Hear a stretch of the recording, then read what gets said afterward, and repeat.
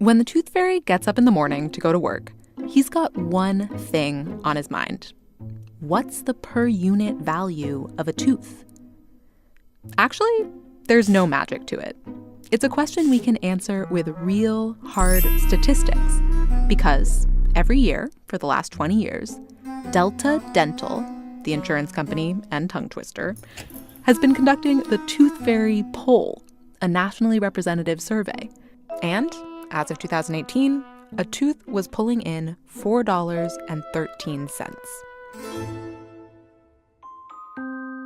If you're the tooth fairy, you know that number used to be about $1.30. A kid losing a tooth wasn't going to break the bank. Now, maybe that doesn't seem like much of an increase to you, but there's some weird stuff going on there. Recently, the price of a tooth has skyrocketed. The number is going up way faster than it should with normal inflation, and these kids aren't even unionized.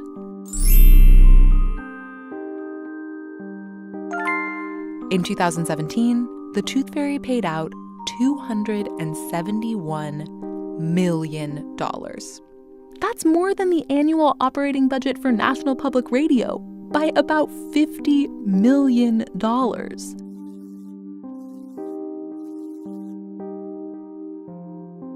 Meanwhile, the U.S. inflation rate is 2%. The inflation rate for the price of teeth is 10%.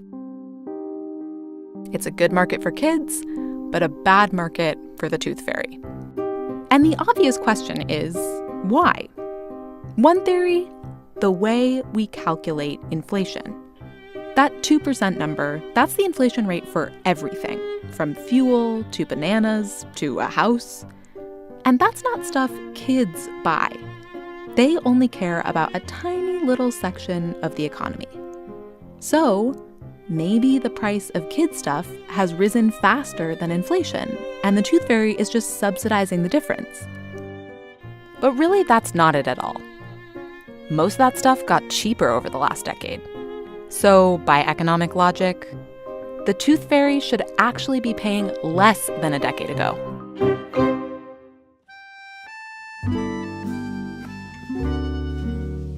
But there is another way to think about it, and it's our leading theory: income elasticity of demand.